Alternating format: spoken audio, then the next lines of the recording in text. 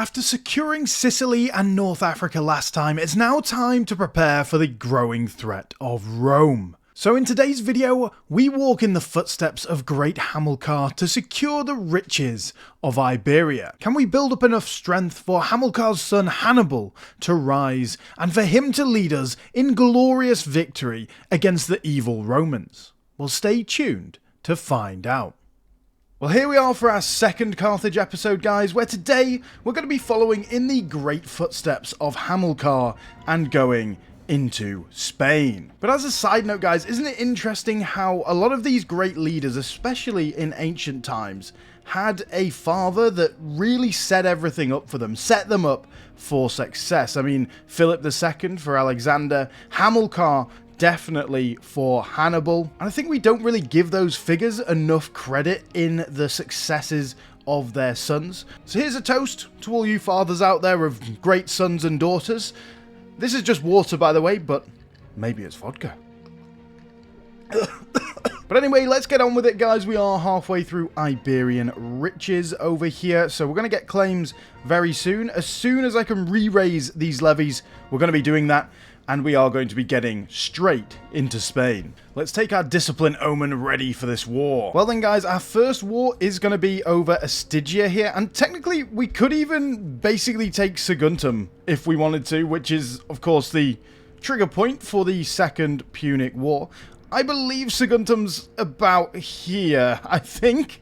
So, yeah, it's around this way anyway, guys. It's around this coast here. So, yeah, we might be taking it a little bit early, which is really cool. The only issue is we won't be able to do these two missions if we do this, because these are the only people with Turdetanian as their primary culture, and of course, we're going to be fighting them. Right then, guys, let's go for Mastiania over here. They've got this little boy to come in, but we should be plenty good. Let's see how good their troops are going to be. Well, it looks like the Turdetanians are making a coalition to fight us, but that's fine. And finally, we can get Iberian draft just as we are making incursions into Iberia, which is really cool. So, yeah, a few Punic freemen and heavy infantry defense. Very nice. And it seems like they do have quite a few troops, so this is going to be interesting. Well, I've got to admit, we are struggling somewhat against their troops, so we are pretty much going to try and just smash and grab this, I think. Well, we can piece out the one province minor down here. Nice. Well, guys, I'm not going to lie, this was a pretty darn fun war. We bounced around a lot, fought a lot of armies,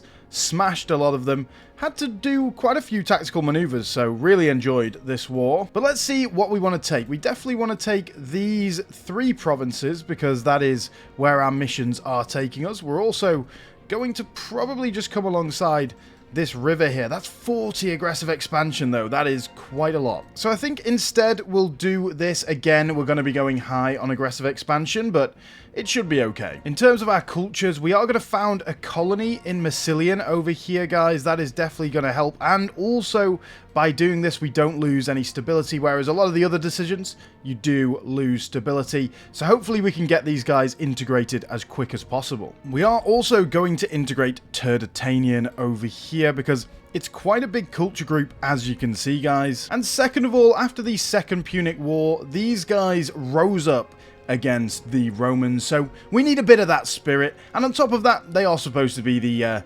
descendants of Tartessos as well. So, yeah, let's integrate these boys, and that should be good. And of course, we are going to be going quite low on stability again, but I promise we're going to chill out at some point. When that point is, though, I have no idea. Well then, boys, let's get into Contestani over here, and then that's going to bring in these boys. That's fine, no problem. Should be rather easy, hopefully. Well then, in this war, we only want to take this bit of land for our missions, so let's do that. It's only 5 aggressive expansion, just going to tip us just a little bit above 50, but that's fine. It'll come down after we do that. Very nice indeed. That then allows us to do 2 missions, guys. We get Punic intervention over here, which gives some great bonuses to assimilation speed for 120 month. Very nice. And then we can do the mines of Iberia too. Awesome. Following this, we can do a new Carthage. So basically, we're going to make New Carthage, which was the heart of Hamilcar's operation over here. And a little fun fact, he didn't actually call it New Carthage, because that means new city. He called it Carthage, so, and yeah, it just means new city. But I think it was the Romans that then came along, not realizing what it actually meant, and called it New Carthage, which is Cartagena today. So here we go, very nice. 8 citizen pops, 6 freemen, and 4 slaves of our culture and religion. That's honestly amazing. And now we can do a silver port as well, making all these provinces down here very nice indeed. And of course, we're not going to do the rise of Carthago Nova. No, no, no, no, no. We're going to do settling Hispania instead. So, like I said before, we are actually going to chill a little bit now. So, let's get off that. And basically what I'm going to be doing is I'm going to be filling all the cities down here with grand theatres and great temples, starting with great temples, and then of course going across to grand theatres. And of course in these areas in the west where Turdetanian is prominent, we don't need to build grand theatres either, which is pretty good. Well, now we've built a couple of extra forts here, and honestly, they are very well situated in terms of forts, so I think we will keep them. We can do this now as well. Very nice. And damn, we are actually, like, locked out of finishing these missions off, guys, because we need securing Baetica over here to finish Hispanic Overlord, which is what we're going to do instead of the rise of Carthago Nova. But we can't do that because there's only one country with a Turdetanian primary culture. And yeah, they're the one that we fought. So I think to bypass this, we might need to destroy them. But yeah, it's not good. It's really, really bad. Well, there goes Turdetanian as an integrated culture. Very nice. That should give us some quite big levies down here as well. I'm also going to change across to appeasing stance for that aggressive expansion decay because we need it to come down a lot more quickly. And there goes Liturgies. Awesome. Well, there goes Sardinia again, and then I think we might be getting a rebellion over here at some point. Okay, maybe not. We'll see. Oh, and they actually have some helpers in this war. I didn't realize that.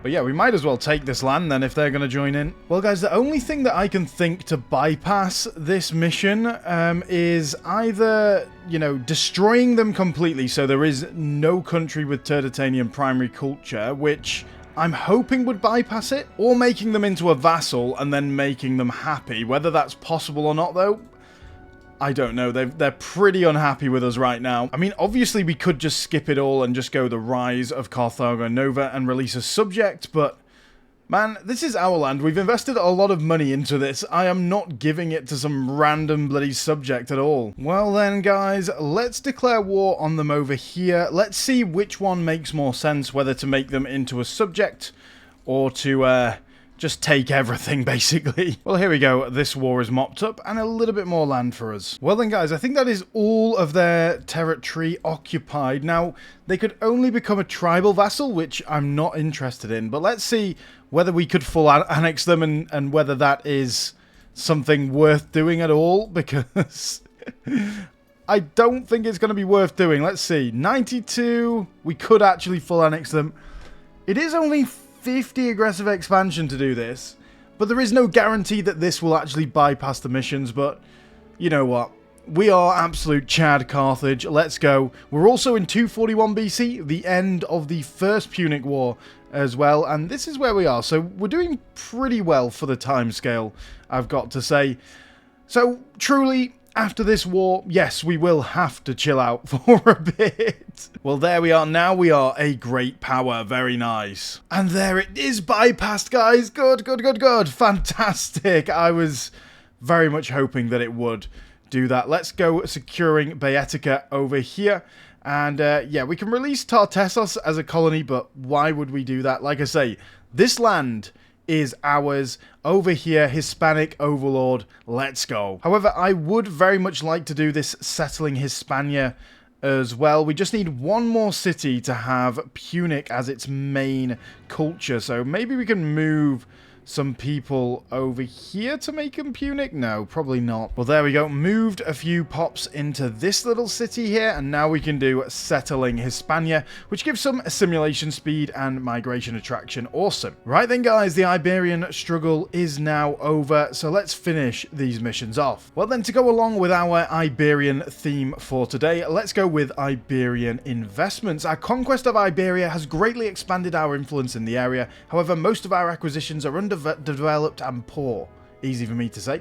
In order to take full advantage of the great wealth Iberia has to offer, we must invest in the area and its infrastructure. Let's go. Well then, guys, we can do Balkan governorship. Now, this is what we've been waiting for. Hamilcar becomes the governor of Contestania.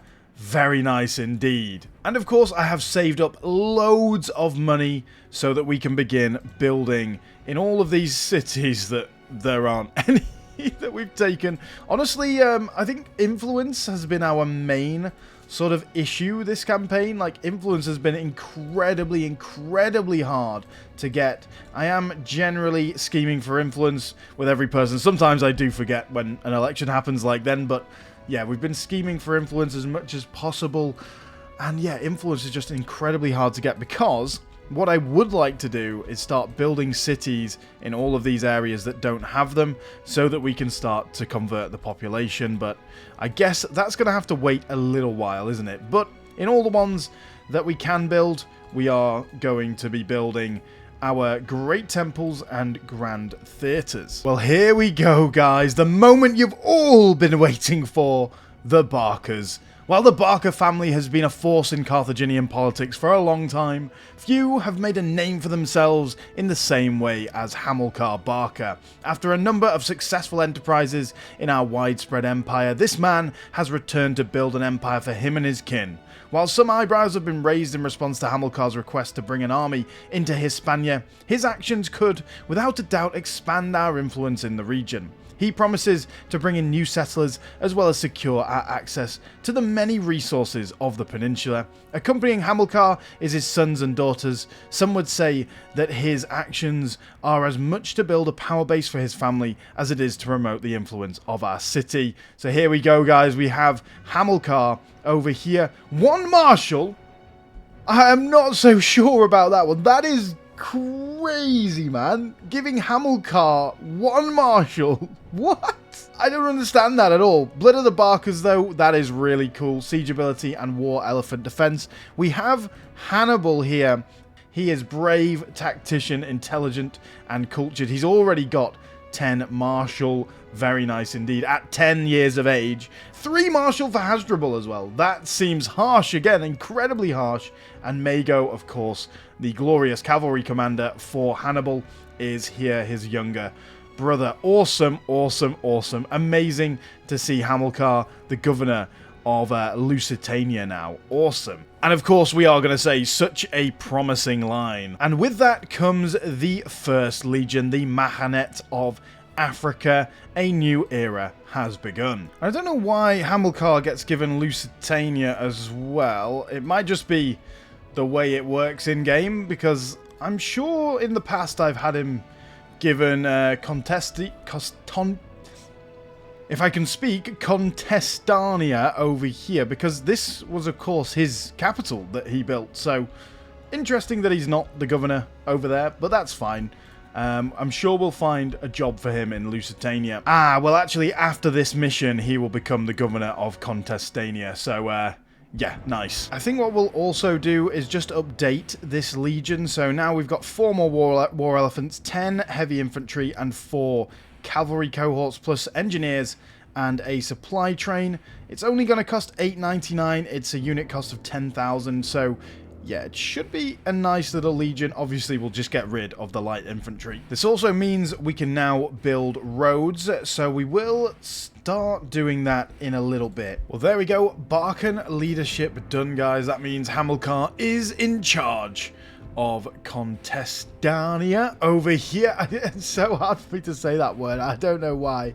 But there we go. We get another bonus over here to build cost and build times. Loyal Iberia. Very nice. Now, not quite doing this Mines of Mastiania yet, because basically we get this bonus, this local tax and local slave output bonus in every single place that we build a mine. So yeah, I'm going to be building a lot of mines if possible, so that we can do this a little bit down the line. So yeah, let's get our aggressive expansion down, our stability back up, and then we'll continue to invest in Spain, basically. I have also been investing around the rest of the empire, Sicily especially, because there's a lot of pops. But as you can see, Canaanite is pretty much dominating in North Africa now. We have managed to convert most of the pops.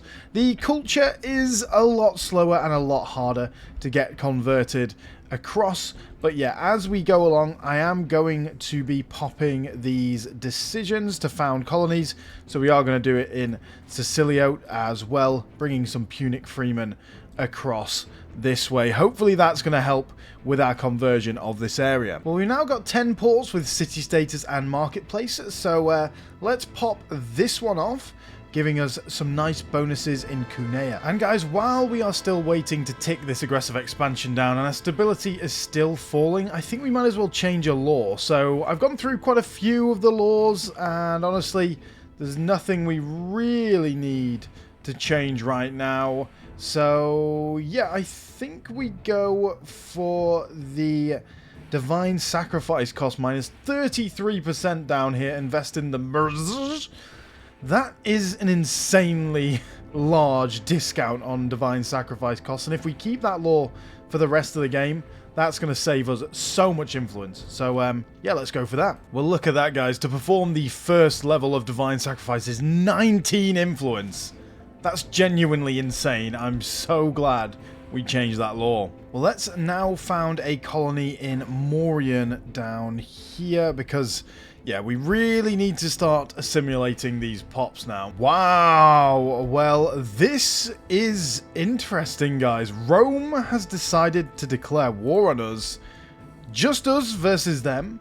So yeah, let's have a gander at this, shall we? We were building roads with this army, but let's gather our armies together. Let's see where we stand and whether we can maybe dip into Rome a little bit. Well, here goes call to arms as well, guys. 2.5% more levy size. So I wonder whether that will affect this war, but that will be pretty darn crazy when we get our new levies. Well, here come the Roman armies, guys, but luckily we've now finally got our troops together, so I think we're just going to death stack this. We're going to get our discipline ready as well, and let's see how we do against these Roman troops. Well, there goes their war goal. They did just take it, but we should be able to assault it pretty quickly and take it straight back. Well, there we go. We stack wiped 16k of the Romans. So what I think we'll do is we'll just take our largest levy and just stand them on the corner there, and then the rest of you boys can all go around together. Well, there we go. We've wiped all of the Roman forces off the island of Sicily. They haven't invaded anywhere else. So I think it's time we get onto the tip of Italia Major, guys. So let's go. Well, here we go. The first Carthaginian steps in southern Italy. I know the opposite of the way we should really be going, but yeah, we have the advantage here, guys, definitely. Well then, guys, I think we're going to peace out there. Their troops are decidedly better than ours still. That's why we still want to carry on building up over in Spain and in North Africa as well. But for some reason, they still, even though they're on low, and we've got 39% war score, 39 war score, they still won't let us just take the tippy tip of goddamn Italy. Like, if you're on low, surely you should allow that. It doesn't make any sense. Really annoying, I'm not going to lie. Incredibly annoying. And damn, there we go. They'll accept it while we are losing a battle very heavily. So that's amazing. Let's go. And look at that, guys. We now have a tippy tip into Italia. Amazing, amazing, amazing. And it's pretty split between Hellenic and Italic, so it should be okay to convert this area. Not great, but okay. I mean, we've got a lot of money now. Probably do need to spend that at some point, but the main thing is we are going to get back into Spain to clean up this border over here, and then we might even have a go at some of these guys or something else. We'll see. Well, I guess the Second Punic War in this timeline goes to Carthage, boys. Absolutely glorious, let's go. And of course, it's now time to bring Hannibal into the mix. He is going to be the leader of our legion. Well guys, now our aggressive expansion is very, very low. It's time to declare war on these boys. It's going to bring in all of these boys so we can clean up this whole region. Let's do it. Let's go. Well, that's the first one we can get out. Let's get rid of these boys. And finally, we can get Petition of the Minorities for that found city cost modifier. The main reason I've been gunning for that, guys, is because, as you can see, like, in these inland provinces, even in North Africa, we don't have a lot of cities. So now cities are going to be so much cheaper to build, and we need a lot of them to basically just to speed up our integration of these guys, because we've had this area for ages, and look, it's not even hardly Canaanite at all. So yeah, we need to start speeding up our assimilation and conversion speeds by building a few more cities. Well, there we go. Very nice indeed. That has cleaned up all the borders in this region. We are going to banish just to try and get our aggressive expansion down further. That's a lot of fort. We're going to clean all of that up, and now we have a nice border and a huge amount of Hispania to be very, very happy with. Well, looking at this, it looks like we have built mines in most of the places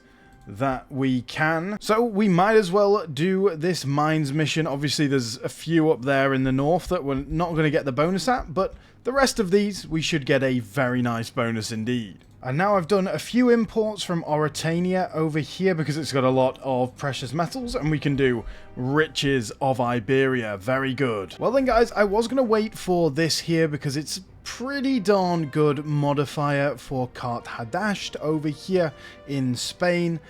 But honestly, like, waiting for it to become a metropolis, we need 100 pops, right? Or do we need 80? No, we need 80 pops, which, yeah, we're barely past halfway to that over here. So I think that'll take forever and just really slow us down. So we might as well just go bring the riches home, and that will allow us then to finish this glorious mission, Iberian Investments, which of course gave us some amazing modifiers. Well then, guys, there's one last thing that I want to do before we end today's episode, and that is to clean up Sardinia and Corsica and the Balearic Isles. So that is what we're going to be doing. Well, this war is pretty much over, so let's declare war on these boys and use this army to take the last of the Balearics. And there we go, all of this land, 20 aggressive expansion, a little bit more than I was expecting, but honestly, I think we should be fine. And I just realized these guys have 16 buildings in this 16 population capacity place. I'm assuming that's from the mission tree, but wow, that's amazing. Well, apparently we only get 9 by taking it, but that's okay. We are going to delete that. Do this, and probably one of the academies. I mean, the AI loves building academies. It's so weird. They absolutely love building them. Well, let's found another colony in Sardan to finish off this episode, guys, and that is where we are going to end. This is what the religious map looks like now, and as you can see, Canaanite is spreading very, very nicely indeed. This is what the cultural map looks like. Punic not spreading quite so much, but obviously assimilation takes a lot longer time because you need to basically get them to your religion first and then bring them into your culture. So we have set out everything we wanted to do in this episode, guys. We have Hannibal back leading our legion, Hannibal Barca over here. His father still alive, Hamilcar, leading Contestia over there. We've taken these islands all for ourselves, and we have won the second Punic War, shall we say, in this timeline. It is the second Punic War in this timeline. Very nice indeed, beating Rome for this province over here. But overall, guys, a glorious episode. I hope you have enjoyed it. Thank you very much for watching. Make sure you do like and subscribe. It really does help the channel out. And I will see you all again on the next video.